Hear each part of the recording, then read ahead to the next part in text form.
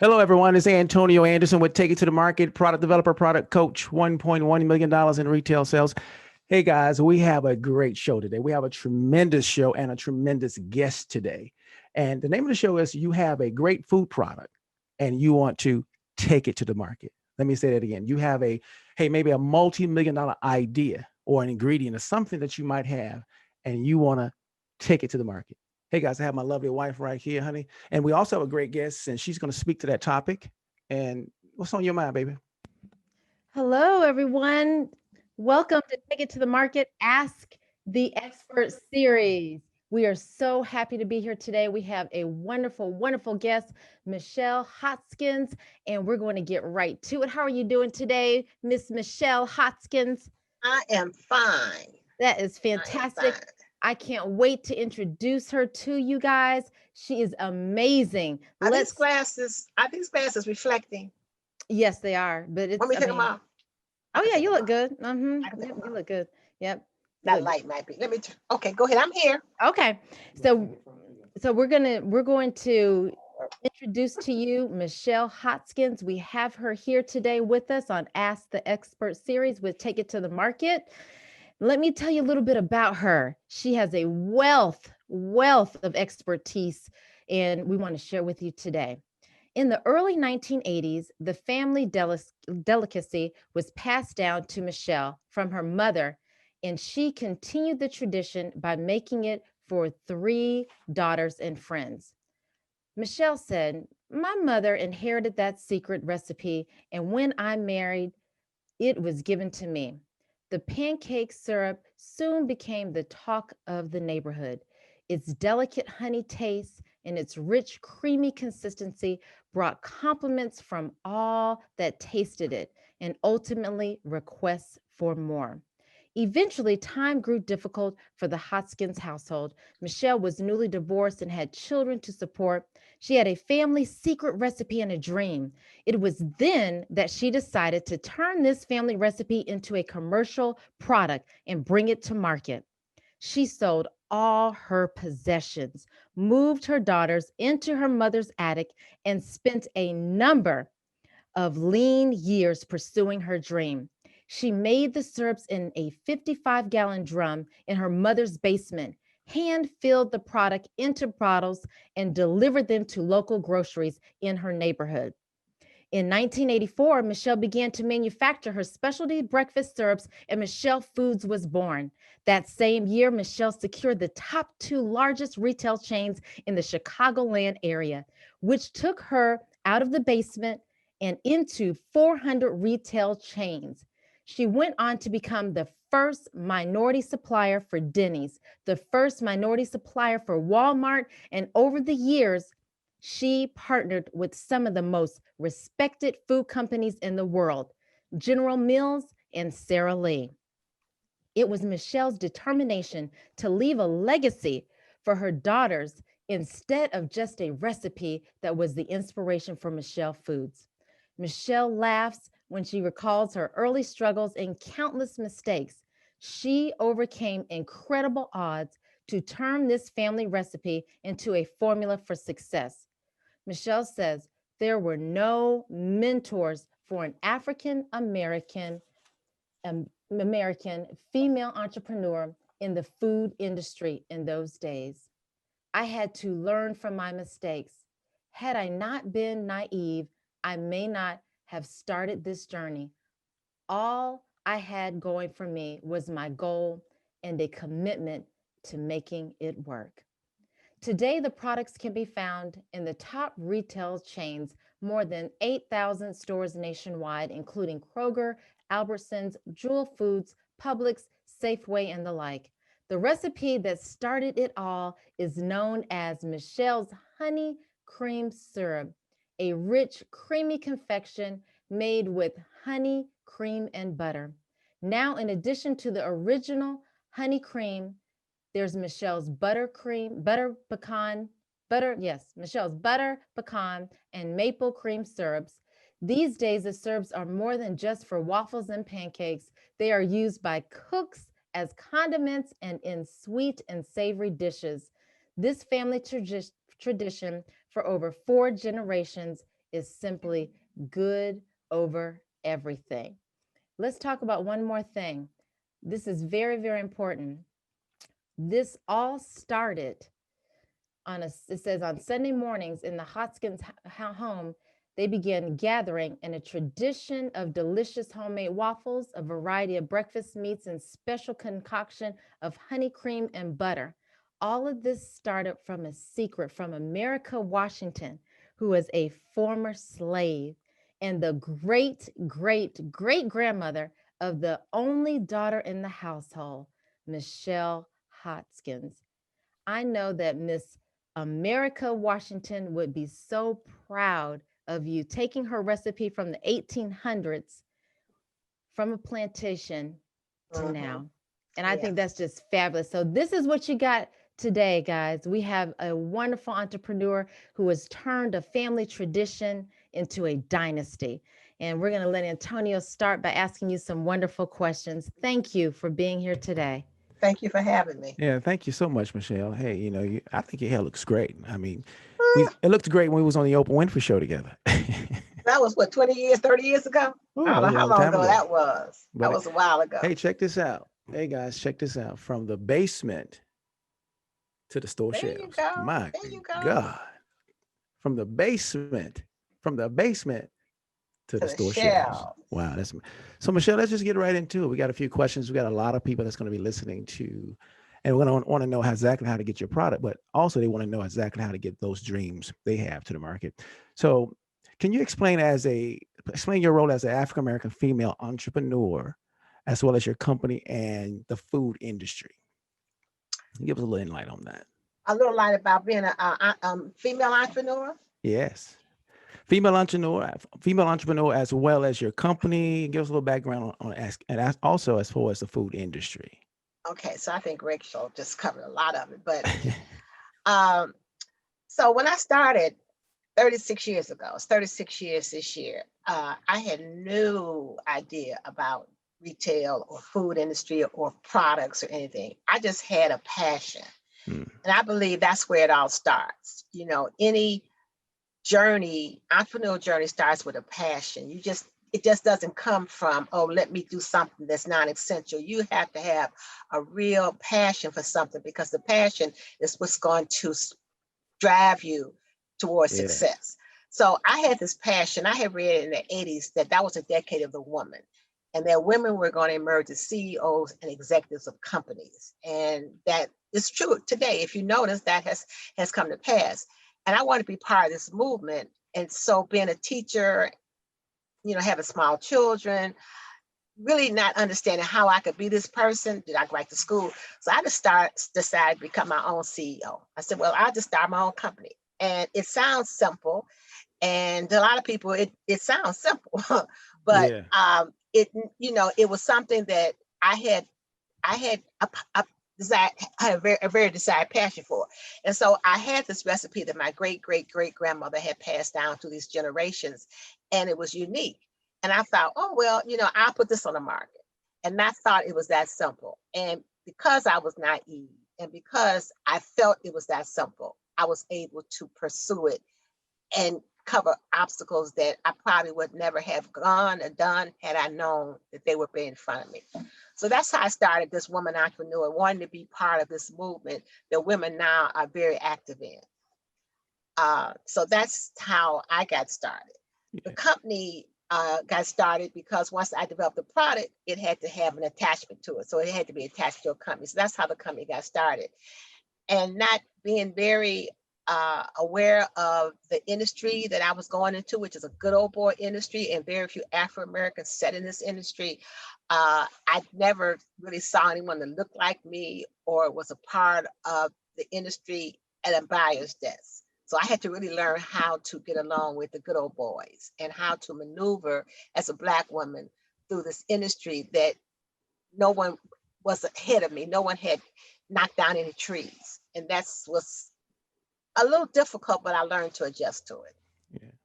Wow. So now let me ask you this. So as taking your product and getting it on the store shelves, when you think about that, so all the way from just having that idea, what are the top, when you think about the product and the top three things that it takes to get your product into a big box store, what are the top three things that It, come to your mind? Because we got a lot of people who have great ideas that's listening, and they're saying, well, great. I just want to know, what is the challenges that I'm gonna have as an entrepreneur? That's what it's going to take to get that product into a store. well, the first challenge is you have to take your recipe and it has to be formulated. You cannot make something on the stove or bake it or cook it and put it on the retail shelf. A lot of people have this conception that I can go to the store and I can buy the flour, the eggs, the butter, the cream, and make a good cake. Oh, wonderful cake. And then let me sell this at my local church, right? That's such a misconception because the retail store, everything in a retail store is at its highest margin. Eggs, butter. So it's no way that you're going to be competitive because you just can't. So a lot of people don't understand that when they start a company, they have to first of all have this product formulated. And they have to also understand there's a cost associated with your time, your efforts, your gas, and all that. You need to pay yourself. So people don't understand that the product is 1% of the business, and 99% of the business is understanding how to make the business work. So you have to, first of all, I call it birthing a baby, and once that baby is birthed, when you first get the conception or first realize that, okay, you don't run out and buy a crib. You, first of all, you take your vitamins, you have to nurture it.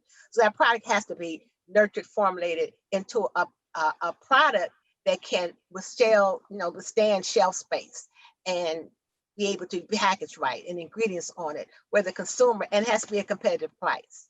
So that is something that I kind of teach that in my classes, that the product has to come off the stove into a retail formulation. So, wow. So I would assume that, like you said, you can't just take ingredients from, off your shelf. You got to have, so do you have to go to a co-packer Yeah, to you put that have to, but together? what people need to understand is that you do not own anything that you make on the stove. So if you're making something, even when I was making my product, honey butter and cream, I did not have ownership to the butter or the honey or the cream. That was somebody else's product. So you can't take and duplicate that and resell it. It's too much Wow. cost associated with it, too many margins in it. So you have to take that out and then make that your ownership through formulation. And then once you get that, then you have to also go through the process of starting out small, because you can't start up too big, because you have to understand the back room. And what the back Yes. room is raw materials, margins, transportation, cost of goods, limit times, it's a lot associated with that. So it's feasible, but you have to go through the noted processes to make sure that the product on the shelf is something that's going to withstand the shelf. It's going to also be consumer ready. Wow. So let me ask you, so when we're trying to get that product on the shelf, what are the top two things that comes to your mind that a buyer is looking for? So when you approach a buyer to try to get that shelf space, what are the top two things that come to your mind that a buyer Well, is? well, two things that's going to come to mind is, first of all, you're going to have to understand the category you're going in. You have to understand your competition. You have to understand your price points, because that buyer knows those things. And he's going to ask you, okay, well, because 9 times out of 10, you might have to replace somebody. So you need to know who's the slowest mover in this category. Slowest mover. The slowest movers, because you're going to want to replace that slowest mover, right? And then you also want to let them know you have a competitive price, a good product, a good shelf life. You have developed a brand, and you also have some kind of marketing behind this product. How are you going to move it off my shelf? Okay. Yes. Okay. If I put you in my category and it's a full category, and I'm going to bring you in because we're doing great things with diversity. We're looking for women-owned business. We're looking for unique products, different products. This is what you presented to me, a good, different product. You bring all the credentials with it. But who should I take off the shelf to replace you?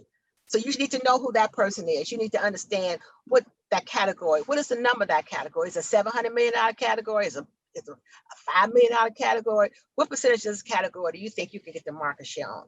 These are some of the things that you should really know through research. So when you sit down with the buyer, you're there with a conversation and you're talking about something that he has knowledge on, and also he knows you have knowledge on.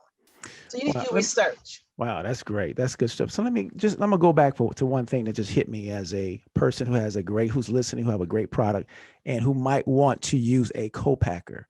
So how would I keep a co-packer from stealing my ingredients, my idea? Do they sign a non-disclosure agreement? So how do I keep them from taking the product when I take it to a co-packer?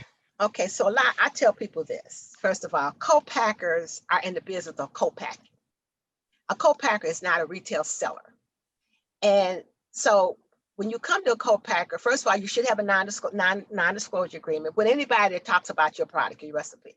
Secondly, you give him this formulation, right? Now, when you have something formulated, when I formulate my product, I have a couple of secret ingredients. And what I mean about the secret ingredients, I have flavor profiles that are numbered that are mine. And you have to get approval from my flavor house to use them. So that's one way to protect yourself from a co-packer. But a co-packer is in the business of manufacturing. And they're not looking to steal your product. They're looking to make it. So the more money you make, the more they're going to make. So it's two different kind of people. It's a person that sells product, the person that makes product. The person that sells the product and trying to make it, and the person that makes it and trying to sell it. So you really should not worry about that co-packer to that degree. You just should get you a good one that you can trust and get a good relationship with. And that understands it's making something in the same area that you're making. So if you're doing something liquid, you want a good liquid co-packer, someone that has good clients, because people are not trying to sell it. Because I tell people, you have to market your product. Everybody has a good idea, but your idea is going to be good for you, and you're going to put the effort behind your idea, opposed to somebody coming in and saying, well, I'm going to steal your idea, because they have to do the same kind of work. That's right. So, you're going to do more work for your passion than someone would for your passion. Wow, that's good. So I would assume you got a lot of folks, we have people who are listening to this and they're saying, man, that's a lot of stuff to do, a lot of stuff to remember, a lot of steps there. So what type of financial picture, if you had to just off the top of your head to bring a product from nothing to retail ready to the stores, overall, what type of financial situation I will get in as an entrepreneur? When I started my company, I didn't have any money. And so I tell people this, people call me and people take my course. I tell people this, it's a step-by-step process. When you get the product formulated, that's not a big dollar cost. It's a chemist cost. You pick out your packaging. I tell people, you get your samples in, you get samples made up. You do some product fact sheets. You do things that are not going to involve a lot of money up front until you make your sale. You can walk in, you can get you some samples made up. Get you some good slick sheets with your product on, and then you go to a buyer and you say, this is what I'm selling, something like this. This is example. This is a slick sheet, okay? Yeah. And it has everything on here. And so you go in and you present that to him with a couple of samples, and if he likes it, then you know that you're gonna probably get a purchase order, and that purchase order is like money in the bank. So I don't tell people to invest in a whole lot of inventory up front. Invest in your knowledge and your information and some samples. And then when you go in and that person said, well, we're really interested and we're going to put you in 100 stores and that PO is going to look like that, that's money in the bank. That's how you kind of start. You don't want to just put a whole lot of money into something until you have some guarantee that you're going to have a purchase order. That's right. So get some slick sheets. So, honey, I think you got a few questions that you want to throw at Michelle right now. Go ahead. Yep, I have just a few. One thing that I know a lot of people want to know about is actually starting on being a minority supplier. And they want to know, what are some of the things that they need to be prepared for when presenting a product to someone like a Nestle or General Mills or even Sara Lee? What are some of the things that they had to be prepared for? Well, I think, are you talking about food service or retail? Because that's food service. Okay. So in this industry, you need to not to prove, I hate that word prove, but you need to show that you're a minority. So you need to get certified as a minority supplier. You go to your local certification and you get that certification. That's your entrance. It's a shame that we have to do that, but that's your interest. They're looking for minority suppliers. They're looking for who you are. And if you back it up with a good product, you might be able to get in. Target, Kroger, all of them have very good initiatives for young entrepreneurs or entrepreneurs with products. So you want to be minority certified. Being minority certified, what that does for you, it cuts down your spend because you don't pay slotting charges. So a slotting charge is a charge that everything in the retail store is like a real estate, and they sell slotting charges to the big boxer.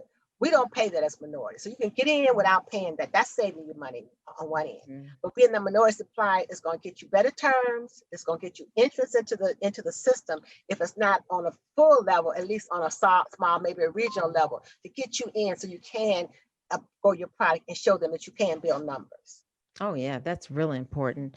I know a lot of people probably didn't even know that those are the main You have to, benefits by yeah, being a you need to get minority certified. supplier. That's why, like I said, I Mm-hmm. go back to teaching. The Mm-hmm. product is 1% of this. Mm-hmm. It's like birthing a baby. It's like, okay, great, I can see the baby, I'm carrying a baby. Once the baby, that's when that's when the work starts. And so getting the product formulated, getting ready for packaging out, that's just the creative part of it. Okay. Right. The business part, to be able to stay in business 10, 15, 20, 30 years with this business, you have to understand the backbone. And that is understanding raw materials, production costs. You got to understand the verbiage in this world, because people talk in verbiage. They talk about POMs, they talk about forecasts. So you have to educate yourself in an industry that we were not ever taught about.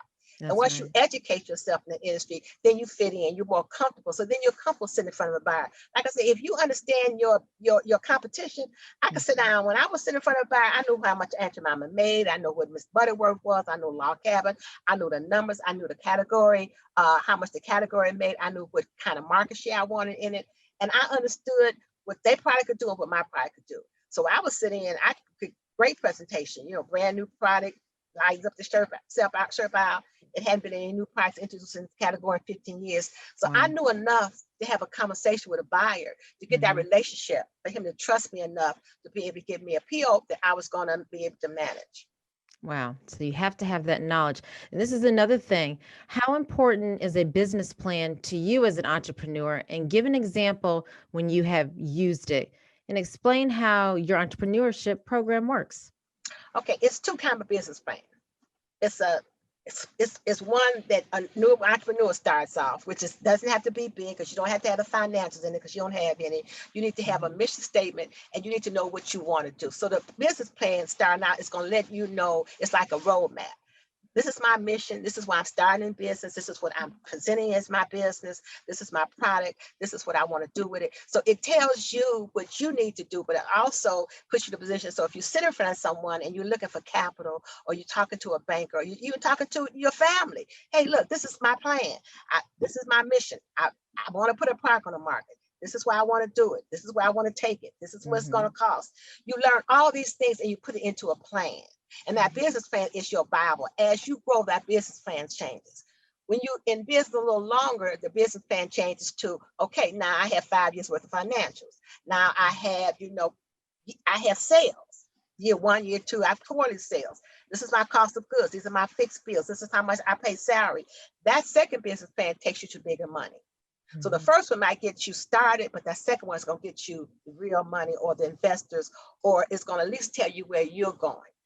I'll do a business plan. I forecast, like Target. I'm going to Target. So what does that mean for me? Does that mean, I have to create more inventory? What is the forecast? What is the money going to be from this? So I can send it from a bank and say, look, now I need, $500,000. No, I need $50,000, $50,000, Mhm. $100,000, and this is what I'm gonna use it for. Wow. Because so it's two kinds: the starter and the one that you get once you're in business and you're looking for real capital. But that first one is just your blueprint on where you're going, and so it's two different kinds. That's good. Well, explain to us about your entrepreneurship program and how that works. Okay, so my program is called From Recipe to Retail. And basically it's just that. It takes a recipe off the stove and we put it into a formulation. I teach you how to do that. Teach you how to find a co-packer. I teach you what kind of language, what to look for. You have a non-disclosure within my workbook, and also how to do a business plan. And then it also gives you the verbiage, because there's a certain verbiage in every industry. And there's a verbiage in the retail industry that once you understand it, there's a conversation that can be had with almost anybody in it. You can know how to talk to a co-packer. So I teach you all those different things. And then I also, help you get the co-packer, try to show you how to understand the ownership of formulation. If you're making something and it's the best ever, and you've made it from something you procured from a retail store, it's not yours. You have no ownership. Mm. The formulation, you take that formulation, if whether like my product example, honey butter and cream. I took that and I made it into a formulation. So instead of using carnation milk, I had my own formulation. They formulated a certain cream for me, a certain flavor profile for me. Instead of using butter, we use the butter bud. So that formulation is what I own. It's my ownership, and no one can duplicate that. Okay. Uh, so I teach you how to do that, and then from there, I talk about the business. I talk about a business plan. We talk about finances, where to find them. There's several ways you can look as a new entrepreneur to find financing.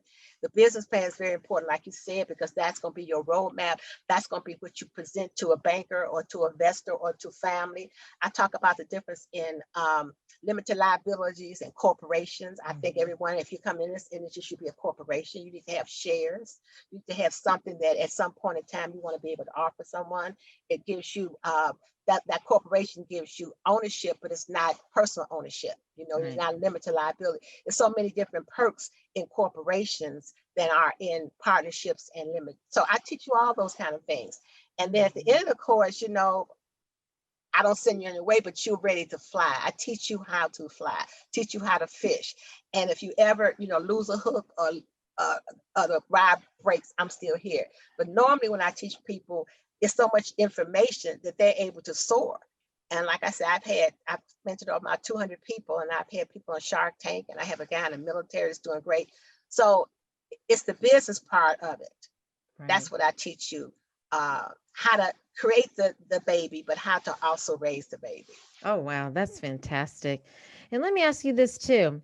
How has the e-commerce market and social media have helped your business, and explain when a distributor or wholesaler is needed? Okay, well, let's talk about the distributor and the wholesaler. Okay, so there's two ways to get into the retail business. Let's take the wholesaler doesn't exist in retail. So you have direct and you have a distributor. Direct means that Kroger orders from you and you send directly into their warehouse. That's a direct ship. Okay. A distributor means a lot of the bigger retailers, if you can imagine, everything in a retail store has to be warehoused. And years ago, when they were smaller retail stores, they could warehouse all of these products. Now it's just impossible to warehouse. So they go through a distributor. So a distributor is someone that buys the product from you at a discount, and not a big discount, and they resell it to the larger retailer. So they're basically a pass through, but they will buy it and warehouse it for you. And then that retailer buys it from them, but you still, that retailer's, that still is your account. So if I go through like a Safeway through a KeHE distributor, that's my, KeHE is my, I mean, that Safeway is my account. It just goes through KeHE, and KeHE gets a discount for that, maybe $1 to a case off of it, because they have to sell it at the same price that you would sell it direct to. Okay. So that, and the other question was, I should have answered that first. That's okay. That's how has the e-commerce market and social media helped your business? Okay, so when you look at a 3-decade business, it had to have changed. When I first started, it was no such thing as what we're going through now. The best example I can give you about how social media and e-commerce has helped me is in the last 6 months. We were doing Amazon, which I didn't really like Amazon, but we were doing Amazon because we didn't have we're not everywhere. We're in 10,000 stores, but we're not in, if you're not in a Kroger or Publix or one of my main retailers, if you're a little town somewhere, and can't get us. So of course, people want to order online. So we were doing that with Amazon, which was okay. It was a lot of work. And then my daughter took over my Instagram page. And when Aunt Jemima hit, the day before Aunt Jemima left the marketplace, she had put up Michelle syrup and Aunt Jemima syrup. And she said, which one would you choose? And so people start saying, oh, Michelle's, what is that? What is that? The next morning I woke up, my website had crashed because Aunt Jemima had left the marketplace, and D.L. Hughley mentioned it on his website. Ricky Smiley bought some and put it on his table. Beyonce posted us. When Beyonce posted us, we went viral, and we were selling. And so I had to set up a fulfillment center in Detroit in less than a week to accommodate almost 10 to 15,000 people. Wow, We that sold is about fantastic. 15, 20. And so it kind of hit me like, wow, this is really good, but it has changed because now you can talk to people a little bit better. I mean, just imagine if we'd have had this, we couldn't even do anything with this epidemic going. So That's I right. wasn't up on it as much as my daughter was, Mm-hmm. but it has really helped my business from the standpoint. We have a great Instagram page, we have a great Michelle Foods page, and we're able to really, if you can't get it, we can get it to you. So Oh, it's changed the way that we do business. It really has. oh wow. What about within any countries like in Europe or anywhere over there? Are you able to sell there too? We ship to Nassau, the Bahamas. We Mm-hmm. ship to Africa. We do ship there, but it's a different kind of business because we have to. It goes to a host. I mean, well, let's wait. A retailer or distributor here in the States, and then once it gets to them, they take ownership. Gotcha. So we Okay. still stay within the United States. We don't try to ship stuff on trucks. I mean, on ships and all that. But yeah, we have the ability to be international. Oh, wow. That is fantastic. Well, this is the final question, and Okay. it is, what are your last words of advice to entrepreneurs taking a food product to the market and Michelle's recipes for success? Okay. The thing for quote from the quote is my favorite quote is this. I tell people, do not take lessons from a coach that has not played the game. That means that if you can see yourself somewhere, you can see yourself on a retail shelf, be sure you're taking advice from someone who's sitting there also. Because a lot of people Mhm. out here have bits and pieces of things and you cannot tie it all together. So it's best to take lessons from somebody that is in any business where if you see, the best accountant or the best lawyer sitting at a table, you should take his advice because that's where you want to sit. Don't take the advice from the intern over here because the Mhm. intern might not have those aspirations. So that's one of the things I tell people about their business is this. This is something that I learned. You have to craft. You have to work so well and so hard on your craft Mhm. because there's something that I have said. I just did a leadership conference for Pastor Winston, and this is something that I mentioned, and it hit me, and God just dropped it in my spirit. Mhm. Do not be afraid of what you pray for. Be Mhm. prepared for what you pray for. So the Mhm. preparation is in making sure that everything you do, you at the best at. You got your craft down. You understand this product. You understand the form. It's the right packaging. It's the right label. It's the right colors. It's the right ingredients. It's the right. Everything on this package is perfect. And you want to Mhm. make that, and then you have this perfect package, and then you understand your craft, and you work on it, work on it, work on it, and you'll look up, and it'd be like, Aunt Jemima left the building. And that's what happened to me. I mean, I'm working, working, working. All of a sudden, I used to say this. This is the truth. I used to say I wanted to sell 12 units a month. So if Mhm. I used to do like times 30. This is so much a case, and that was my goal. 12 units a month, right? Mhm. 12 units a month. I said, if we have T-shirts, 12 units, 12, 12, 12. I prayed and I was prepared. And instead of moving 12 units a month, I started moving 12 units a minute. Oh Oh, So my you have to be goodness. prepared. You have to be prepared for what you pray for. Because sometimes God said that ain't enough. That ain't big enough. You ain't thinking Yes. big enough. So if I had not been prepared, if I had not looked at it from a monetary gain, but from a gain of what my real reason for starting my business was, and you guys know, Mhm. to build a legacy, to That's build a right. brand, and to be able to pass this on to my children. I was the worker bee. And first Mhm. generations like you and your husband, y'all are worker bees. We're Mhm. not, we can't get hung up in, oh, we got to make a lot of money, have a house here. That might not be for us, that might be for our children. So Mhm. we become the worker bees, and we become the ones that build the foundation and build a house and build all of that. So we can put our children in a position, maybe not to carry on the brand, but to be in a position to carry on something they might want to do. And I think Mhm. as African Americans, we have to learn that. So if God gives you the food is great because it's a $50 billion a day industry. And Wow. if you could get in a retail store on a shelf, you're gonna make some money.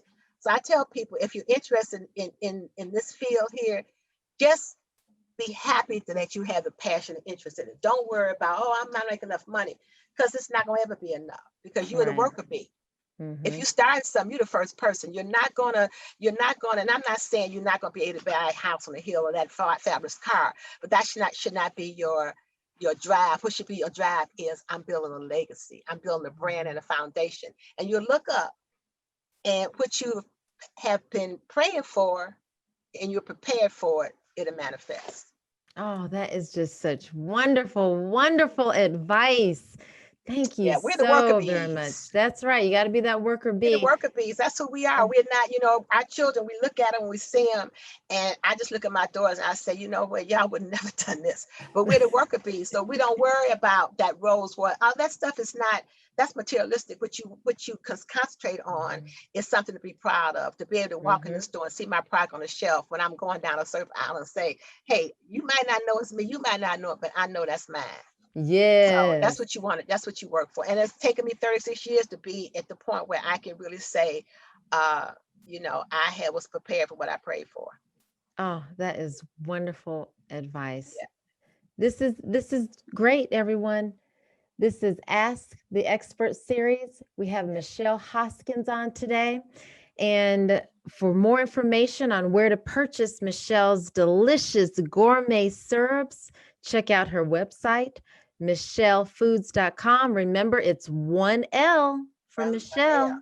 And And you're in Atlanta, right? yes, we're in So we have Atlanta. Publix and Kroger's in Atlanta. Okay. Publix and Kroger's. Publix and Kroger's. They're everywhere. They're everywhere throughout Georgia. So you've Right. got And to try some of this wonderful, wonderful syrup. I made breakfast for my family, and even my grandbaby was like, you could cook with them too, their condiments. Oh, yes. Only I saw condiments are that. served out. If anyone is interested with the program, they could just kind of email me. But I only take a serious people because Okay. you got to be serious because it's a serious environment. But if you really put your heart into anything the mind can access, anything the mind thinks about can manifest through hard work, perseverance, and faith. That's right. That's Okay. exactly. That's right. And Antonio decided that he wanted to look. He said that he's getting ready to eat him one of these waffles with the butter pecan syrup. Butter Yeah. pecan, and you can put those in your pies for Thanksgiving. You can put them in your put the maple cream in your oatmeal. So a lot you could do with it. I miss you guys. My goodness, you all still look the same. Just tell everybody we've been on the Oprah Winfrey Show years and years and years ago. I've never had this one. So You never had the butter I love- pecan? He I'm gonna loves the try. honey cream. Yes. Stick your finger in that. That's the best. you know what?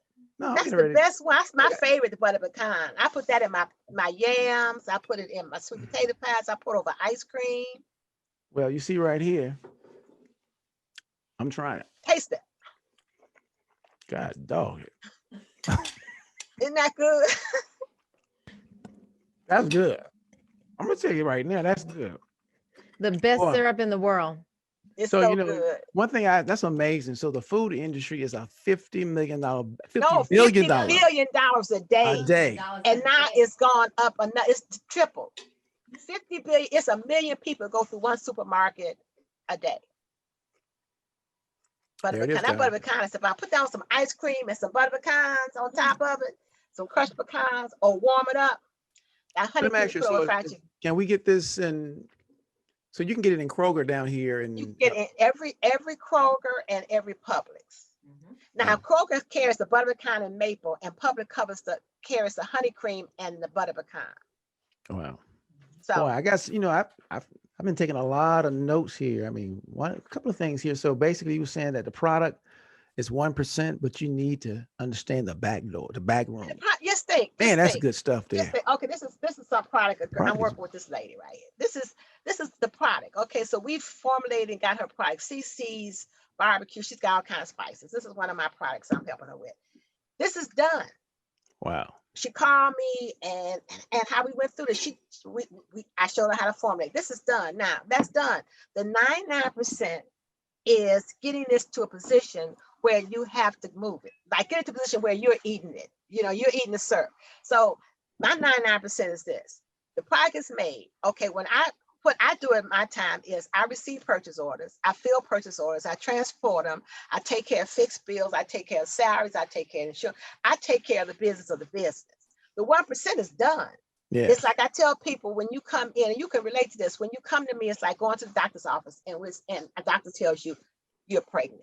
So when you say, the first thing you're gonna do is go get your vitamins and take care of your body, take care of this baby. But when you and your husband go out to eat, it's just the two of you. Remember that? Just the two. Even though you got this business too. Soon as you go on a labor, had that baby, it's three of you. But now you're no longer trying to, the baby's been conceived and born. Now the baby's born. Now comes the work. But you're not every day getting up saying, well, let's see if we could, if the baby's coming today. The baby's here. So Yeah. we born the baby. Now we born the baby. What do? We go about the business of understanding how many units do we need to make and what kind of cost. How do we ship it? How do we get it on? And how do we rotate? How do we market it? How do we build a brand? All that starts happening once the baby is born. And this is 1%. The 99% is everything I've been doing for 36 years. Boy, Going to that's good business, stuff. getting the big. I'm at home in Chicago and you're eating my product in Atlanta. That's And right. the way you got it, And was we're you doing went it to through Kroger, Zoom. get it. Right. And we're talking through Zoom. So that's it. And you guys need to come up with something. Yeah, just We come got up with something. I got a few things I'm working on. I got an exercising product that I'm thinking about trying to put out there. Okay. But Seen this, have you seen this kind of machine back there? I see that machine. You know what I that was looking is? at that. What is that? Is that Peloton? No, that's called a longevity machine. Longevity machine. Longevity machine. That's what I bought it. It's called longevity. You get on we this might need to ask you machine. to get on it. We don't know Right. what You it is. get on this machine for 10 minutes, and it's equivalent to walking or working out for a half an hour. It moves Wow. everything I in the need body, that. and it has different speeds and different levels, and it has a book, so you can do any kind of, I mean, everything, but it's equivalent to running 6 or 7 miles. It's called Wow. all in here, all down here is my exercise stuff, but it's called, you should look at longevity machine. You know, Wow. I was thinking about what you're saying about coming up with a product and I'm coming up talking with, about for a me, consumer you know, product. yeah, consumer product in regards to where, but I was thinking about all the things that maybe FDA would have to be involved. I was thinking more so on the healthy side, like, No, yeah. FDA. Listen, I have a girl that's upstairs. She's doing my class on Saturday. She just delivered some turmeric teas, ginger teas. I haven't even Hmm. opened them yet. And she's doing teas. And so what we're doing, we putting these teas and we make a dry mix. The reason why I say that is that Mhm.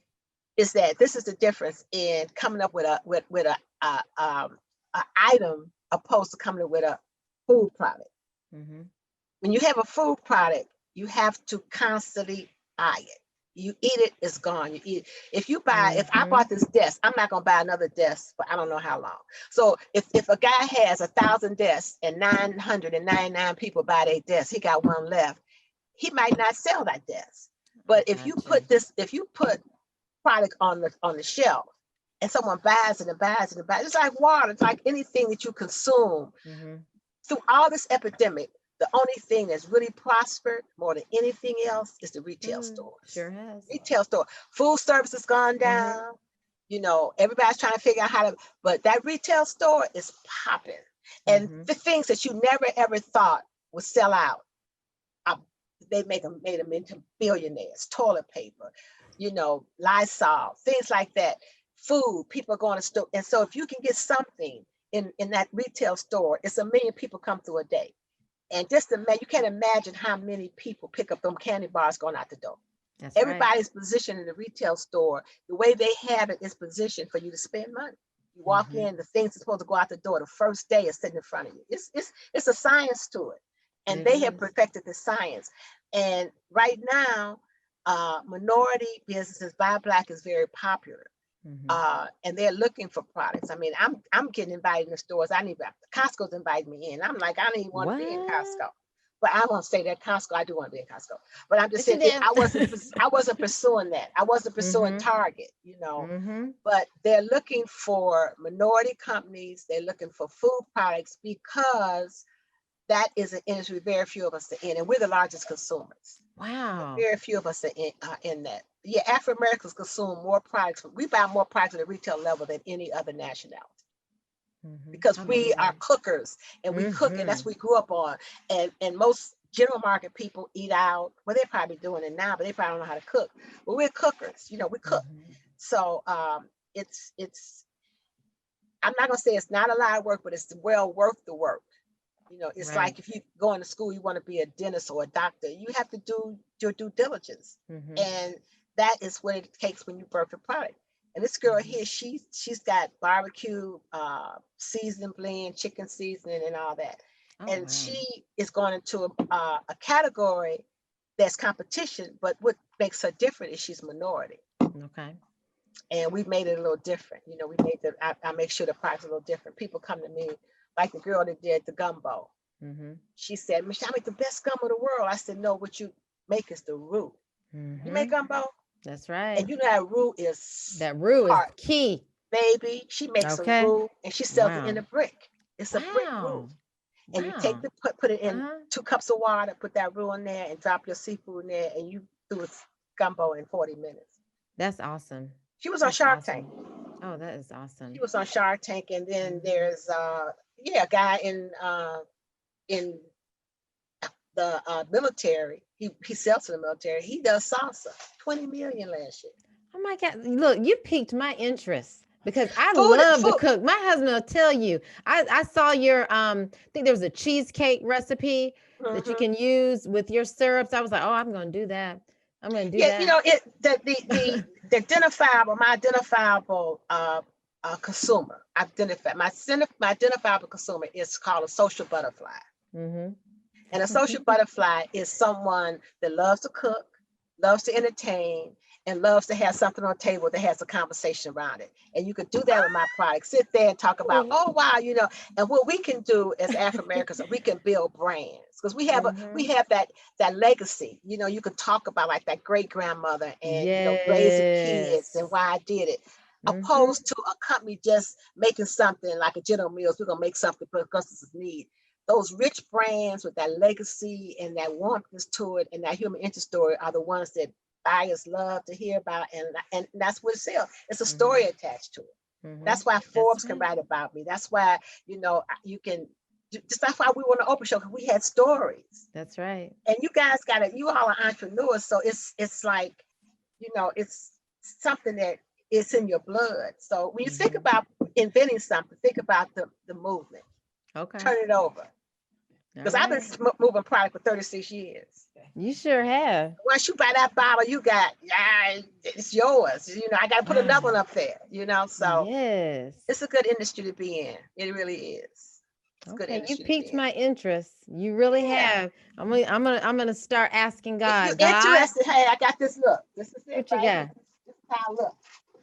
From recipe to retail and beyond. And this is where all Okay. the information is in there. I'm gonna And have to get that class. I'm gonna have to be one of your students in the yeah, class. because I'm telling you, it's because you all have a platform for it. You know, not everyone has a Yes. platform. The platform is so many people selling on social media that are not in retail stores. This girl Right. does something called Vicky Cakes. I mean, if you just look at social media, they have Buy Black websites. They have every opportunity now for us to reach the millions and millions of people that shop. And that's the number one thing, food. If you can get into food, you're gonna be making money while you're sleeping. And that's the key to wealth. You know that the key to wealth is everybody is making money while you're sleeping. Right now, somebody's buying a syrup somewhere and creating an invoice for me somewhere, and I'll probably see it tomorrow. But the key to wealth is making money while you're sleeping. Or while you're sitting down talking to my 2 friends. Yeah. That's right. That's So you right. gotta think of that. And then be the worker bee to create that legacy. The worker bee, y'all the worker bees. The first generation is the worker bees. We can't, you know, we don't count dollars, we count legacies. That's right. And one thing that you said that I know that is so true about that legacy. It is so important. I know our generation is like that. Working really hard and being able to have something that we can see on the shelf or see tangible and be proud about it. Because many of those opportunities weren't afforded to our parents. They were taught to go to school, or, you know, they were taught basically to work for somebody else.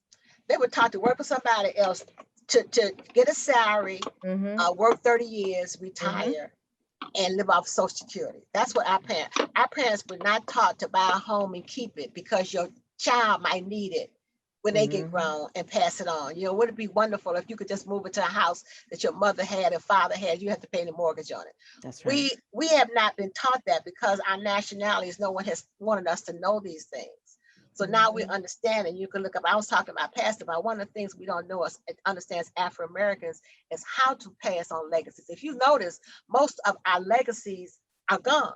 The Mhm. Ebony's, the fashion fair, Uh, because the second generation, and I used to work with Mr. Johnson, I knew Linda, she was not taught how to take that legacy and take care of it. He didn't know how to teach it to her because he mm, really was out of his league a little bit. He was, ahead of his time. So with us, we mhm. realized that we have children. And so if I can pass to my children a brand, because that's Right. part of my exit plan is that this has to be a brand that has a brand ambassador in my family. And Mhm. as this goes each generation, and they don't have to be CEO work in it, but they got to get a part of it. And it's a brand, a 36-year-old brand that is Mhm. on the shelf, and I work for that. So you cannot say it's not there. So that's what you work for, building a brand and a legacy. And we you know how to build brands. Yes. That's the thing. We know we have, Yes. you all already know this because you all Mhm. invent yourself. You all do all kind. I mean, I've been following you too. Y'all busy people, but you want to invest, you want to put something in a position where when the doors close, you not have to be there when it, like That's right. I'm in 10,000 stores and the product is moving. I'm getting purchase orders and I'm filling them, but I'm working in my business and not, you have to work on your business and not in it. That's Mhm. the key too. Do not, when you find yourself working in your business, you're not creating wealth. You got to Wow. work on it. And that means Mhm. like you get this baby and then you work on how am I going to distribute this baby? How am I going to be competitive? How am I going to get in the right place? How am I going to get in the right hands? Who's going to like it? When they like it, what they go. So that's the marketing part. But once the baby's Mhm. born, I'm not constantly going back saying, well, let me, is this baby really here? Yeah, the baby's here. Cap, Mhm. labeled, and ship it. Mhm. So, it just takes you have to ask God, what do I love doing? What do I Mhm. love cooking? What do I love? And can I imagine this being in some type of form? Because just Mhm. think, I have girls that has teas on the market, cakes on the market. Like I'm working with a lady now, she makes pies and she makes the best filling. So we're gonna put her Mm. fillings in a jar. Ah. And so when you want to make a, Mm. a, a, a sweet potato or apple pie, all you gotta do is, and then you partner with Ritz pie crust, because you gotta pour it into something, you know. Mhm. So it's just it's very, you become very creative once you open the door to it. Okay. Well, I'm excited. I'm Yeah, excited making money because while you're sleeping. that's right. That's what I got to do. The You got worker me. You got me bees. rolling. You got me rolling But now. you all the first look. You all were entrepreneurs 30 years ago. I mean, you all were Mhm. inventors then. You felt you. I know you all felt that. I Yes. felt it when that happened. I was like, okay, Oprah, okay now. And we did her show 3 times. Ooh. So Yeah. I think that when I Wow. did it was the third time with you guys. But yeah, it's Wow. so yeah. So if you All want to right. get into think of something, Okay. I got you. I'm gonna be yeah, calling you. I okay, really okay. am. I You got am. my direct number. I sure do. I'm going to be in that entrepreneur class. Yeah, because that's what it's and you all have, I'm telling you, really with you all have that, especially y'all got that understand. So you got probably 99%. Mm-hmm. You'll understand that real well because you've already Mm-hmm. experienced it. Right. Once Right. you experience it, it's just that, okay, what do I do now? Mm-hmm. What do I invent or make? Mm-hmm. And exercise equipment is great, Anthony, but I'm telling you, you want to put something in a position where if you have 1,000 of them on the shelf, then you don't have to worry about it. You just have to tell 1,000 people to go get it, Oh yes. And then after they get it, they got to buy it again. So Mhm. Well, I'm telling you, it has been wonderful speaking with you. I have learned so much just about your business and about you and the things that you're spreading, your legacy all over the place, and how important it is to know the business. You've got to know that's 99% of yeah, being you got to know the successful. business, and you got to take lessons from a coach that plays the game, and you have to think Mhm. about building a legacy. We have to start being wealthy. We have to start building wealth, That's and right. you have to build it and be able to pass it on. That's Mhm. what the rich people do. That's right. Anything I'm gonna just say is going to close it. Just think about anybody out here that's wealthy. One thing that they have that they've created for their wealth is a brand. Mhm. Beyonce's brand, Michael Jordan's brand, Mhm. everybody, you can play ball for 45 minutes or an hour, hour and a half, but when you get off that floor, your gym shoes are selling, your jerseys are selling, Mhm. your records are Mhm. selling, you can endorse things. So building that brand is so important because you can attach that to so many different things. That's I can right. attach a brand to, I can attach Michelle Foods to a lot of different things. I could come up with jellies. And so building a brand is really important. And I don't think we as Afro Americans understand the importance of building a brand. That's right.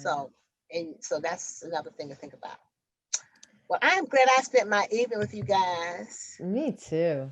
I am so Yeah, happy I'm that glad you we did finally that. stopped and did it. Well, let me say this. I just want to thank you, Michelle, for your time. I'm gonna turn my mic up a little bit. And boy, I tell you, that's a wealth of information. And I'm really excited about that. And think about it, guys, all of it. So basically, one of the things I love here, what you're saying, don't take lessons from a coach who have not played the game. God, Oh, why would you do that? You want to, I mean, that doesn't even, you can't. yeah, You can't, if that's like someone said, well, I want you to teach me how to play basketball. Okay, great. But I ain't never played the game, but I know the game. Well, if you ain't played and understand how to dunk and the swerve and where the ball needs to go, because it's an art to that. It's a lesson in that. You just don't get on there, hit and do this. You got to understand boxing. You know, you got to yeah, take lessons from people that understand what you're doing. yeah, And we haven't been taught that as Afro Americans either. yeah. Well, Michelle, we want to thank you for your time. And guys, I just want to say this. I mean, can you imagine? I'm just looking here at your syrup here, and from slaves Yeah. to Can you imagine? 10,000 stores. Right. Let me And say that and again. From the plantation to 10,000 stores nationwide. And My let me just God. leave this as an addition. If I can take honey, butter, and cream and turn it into a multi-million-dollar business, what can you do? Amen. Honey, butter, and cream. Wow. So So, okay. Hey, guys, this is Antonio Anderson with Take It to the Market. And I'm Raquel Let Anderson with Take It to the Market. And we will see you on the other side. bye, guys. Keep in touch. Bye. We definitely will. Thank Okay. you. Love you guys. Good Love night. you too. All right. Bye-bye. Bye bye. This concludes our Ask the Expert series with Michelle Hoskins of Michelle Foods. We learned a wealth of information today. If one thing that you can take away from this particular episode is that you have got to leave a legacy. I'm telling you, you leave a legacy and you've got to get knowledgeable about what you're doing. Michelle, with her food industry, which is a billion-dollar industry, she makes money while she sleeps. She talked about how important it is for you to get in this game, to be able to sell a product. But the whole thing is you have to have a passion, you have to have the knowledge, and 99% of being successful is you being able to get the wealth of information that you need. This is what Take It to the Market is all about. It's allowing you to uncover the layers of knowledge that's necessary for you to get your products where they need to be in all areas and industries. We're not just talking about just products, but we're going to even expand upon the music industry. We're going to expand upon different industries, not just what we're comfortable with, but we're learning with you as well with some of these things that we didn't know about. So we want to share with you because we believe that knowledge is power. Over 36 years in this business, Michelle Foods she is succumbing everything. She overtook Aunt Jemima. She had a goal. She said, if I could just do 12 bottles of syrup if they could just sell, a month. That was what her initial goal was, just 12 bottles a month. Now it's every 12 minutes. Every 12 minutes, someone is purchasing her syrup.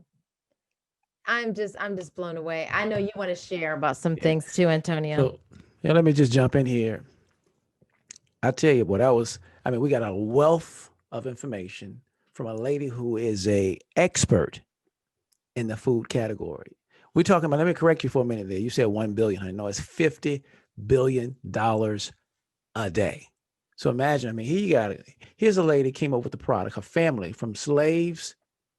Let me say that again, from slaves, guys, from the plantation to 10,000 stores right now on the shelf. So you can get it all over the country. And some of the takeaways that I got, let me take my glasses off here.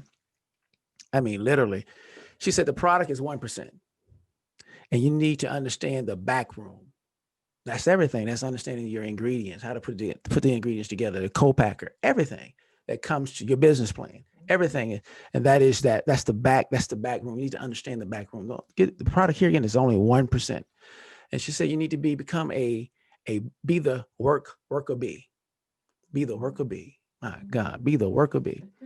And then she also said, do not take lessons from a coach who have not played the game. God dog it. So, I am really excited for those of you guys who are listening, who have a great food product. You need to check out Michelle Foods. You need to go to her website. She has a great entrepreneur program, and she's taking people under her wings to try to get those products out there. So it's not just about her. She's trying to help other people with their dream. You see. So, hey guys, I'm really excited about having her on our show. And I mean, she just gave us a wealth. I mean, a wealth. Matter of fact, the service, we actually tried to serve on the show live. I mean, it was a great product. So, I guess we can just close out. You got anything you want to say, honey? I just want to encourage everyone today to be able to use your God-given ability. You have a mind. There is something out there, like Michelle, like she was saying, there's something out there that you can take to the market. You need to do it. We want you to like and subscribe to our channel, to our podcast, as well as to our YouTube channel. Take It to the Market is here to be able to allow you to have that trusting. We want to be your coaches in this area of bringing whatever ideas that you have to the market and getting that knowledge. We will have Michelle's information for this particular episode. So you definitely want to go to michellefoods.com. That's Michelle, Michele, foods, 1L.com, to get all the information about being in her food program, Recipes for Success, being an entrepreneur in that market. There's so much information for minorities. There's just a lot. And with being women as well, there's a lot of information. I am so honored to be able to call her friend, and there are going to be more things to come because she has really piqued my interest in some things that I have had on my heart. And I think God is opening up for me to be able to do as well, and to be able to leave a legacy. So I'm just so blessed to be here with my wonderful husband, to be able to share with people how to take products to the market.